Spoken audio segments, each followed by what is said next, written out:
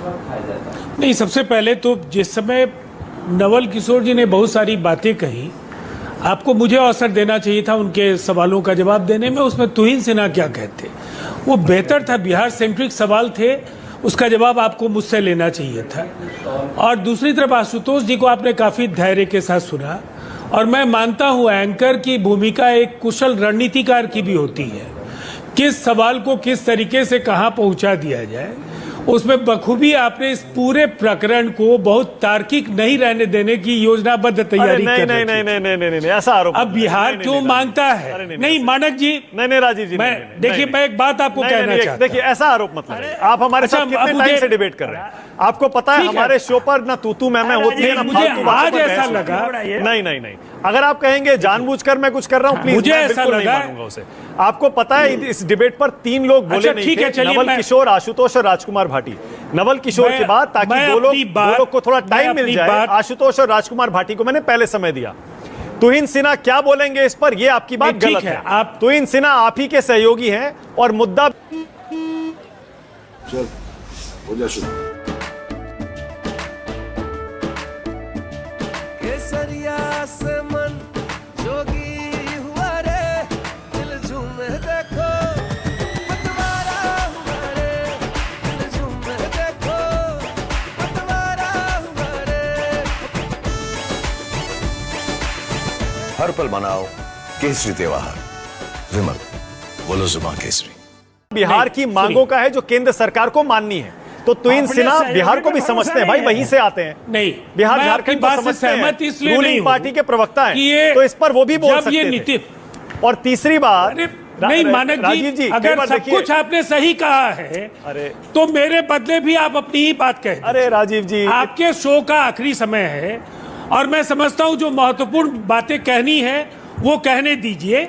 आपने सब चीजों को जस्टिफाई अपने तरीके से कर लिया, पूरी बात। अब आपके पास मेरे लिए कितना वक्त है? 60 से राजीव जी, आपको पूरा टाइम दूंगा। देखिए, हमेशा मैं टाइम देता हूं, ऐसा नहीं है कभी मैंने ना दिया हो टाइम, ऐसा नहीं होता। मैं दे रहा हूं आपको टाइम, आप बोलिए, आपकी बारी, बोलिए।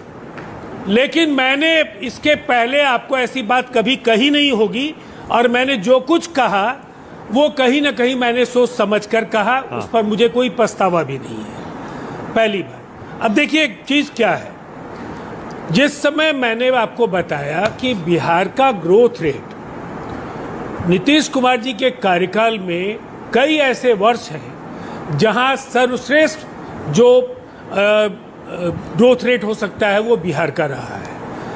आशुतोष जी ने भी ये बात स्वीकारा कि ग्रोथ रेट हमारा कई बार बहुत ही बेहतर रहा, लेकिन जो विरासत में बिहार का खाली खजाना और जो कठिनाइयां मिली, उन कठिनाइयों की वजह से निसंदेह जो एक लंबे समय तक फ्रेट इक्विलाइजेशन, उसके बाद लालू जी के 7 वर्ष 1993 से 2000 में बिहार का विभाजन, और विभाजन के बाद जो बिहार की जो भू संपदा वो चली गई झारखंड के पास, एक बड़ी आबादी का दबाव बिहार के हिस्से में आया, जो कम आबादी और जो भी जहां बेहतर संभावनाएं थी वो झारखंड में गया। अब उसके बाद की परिस्थिति क्या है? आप 5 ईयर प्लान में बिहार के साथ द्वैम दर्जे का व्यवहार करेंगे। बिहार को शेष रॉयल्टी उस दौर में जो मानक अपनाया गया उसमें बिहार का नुकसान होता रहा, और फ्रेट इक्विलाइजेशन पॉलिसी की वजह से लगभग 2 लाख करोड़ जो उसमें हम लोगों ने एक अध्ययन कराया था, उससे बिहार का नुकसान हुआ था। इसकी भरपाई के लिए हम संसाधनों की बात करते थे, और ये राजनीतिक दल कुछ न कुछ समझते होंगे, तभी बिहार के विधानमंडल में सर्वसम्मत प्रस्ताव ये पारित हुआ। कांग्रेस मजाक करती है, इन तमाम सवालों पर जवाब दे तो कांग्रेस है, इसलिए कि फ्रेट इक्विलाइजेशन पॉलिसी लाने का काम उन्होंने किया। 5 ईयर प्लान में 2014 में नीति आयोग बना, लेकिन 5 ईयर प्लान 2017 तक चलता रहा। उन 5 ईयर प्लान में बिहार के साथ जो नुकसान हुआ उसकी भरपाई भी सेंटर की जवाबदेही थी।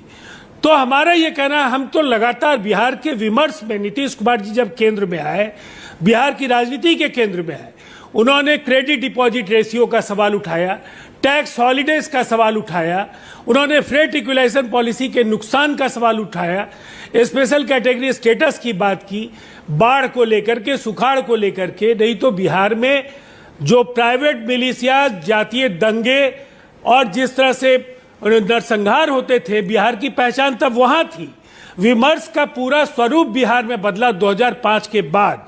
अब आप कहेंगे कि जो हमारी आमदनी कम हुई, तो निसंदेह अगर आपका निवेश नहीं है तो उसके अनुपात में आपकी आमदनी कम होगी। हमने यही कहा कि अगर कोई 8.5 से 9% इस देश की आबादी में जिस राज्य का योगदान है, देश की जीडीपी में भी समान योगदान है उसका होने के लायक, उसको सक्षम बनाइए।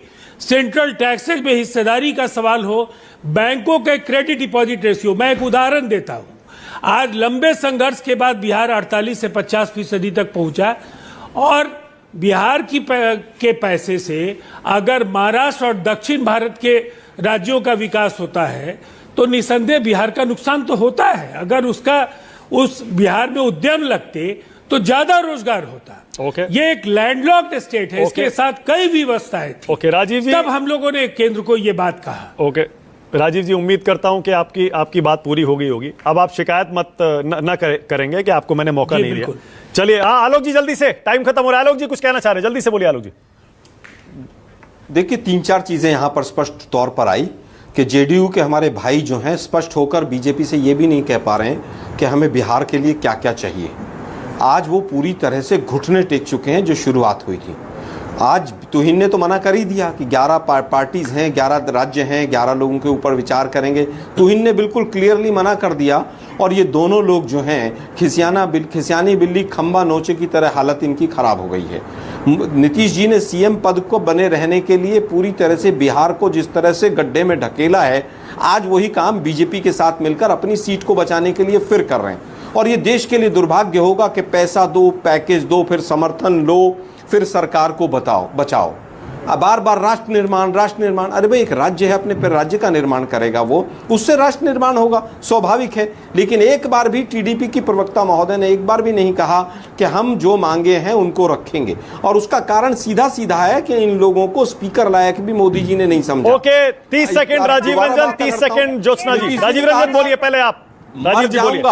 नहीं, नीतीश जी ने कहा था मर जाऊंगा, लेकिन कांग्रेस को एक बार माफी मांग लेनी चाहिए।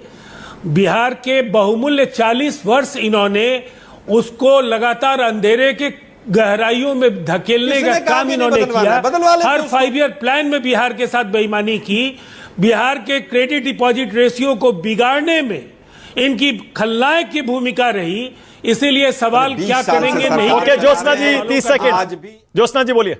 एक ही चीज मानक जी, ये जो आज कांग्रेस के प्रवक्ता बात कर रहे हैं, मुझे तो हंसी आ रही है, लिटरली हंसी आ रही है। इनकी बस की बात थी नहीं कि बाइफिकेशन के बाद आंध्रा को जो होना है उस टाइम में इन्होंने ठीक किया ही नहीं, और आज आके हमें बोल रहे हैं सर हम बिल्कुल अपने राष्ट्र को जो होना है, जो चाहिए हमें हासिल कर रहे हैं। ओके आशुतोष, जल्दी से, टाइम खत्म हो रहा है। आशुतोष क्या कह रहे हैं? आपने म्यूट किया आशुतोष। मैंने वो बात इसलिए की क्योंकि राजीव जी ने खुद कहा कि स्पेशल कैटेगरी वाले मसले में बातचीत होनी चाहिए, विषयांतर नहीं होना, इसलिए मैंने वो बात की। दूसरी बात क्या, अरे आप 19 साल से आपकी सरकार वहां पे है भाई, कब तक रोएंगे आप? 19 साल से आप हैं, अगर कुछ नहीं करा पाए तो आपकी गलती है। अगर आप स्पेशल कैटेगरी नहीं ले पाए तो आपकी गलती है। अगर फ्लैट इक्वलाइजेशन में काम नहीं हुआ तो आपकी गलती है। अगर सेंट्रल गवर्नमेंट आपके साथ अन्याय करे तो आपकी गलती है। आप क्या कर रहे थे वहां पे? ओके।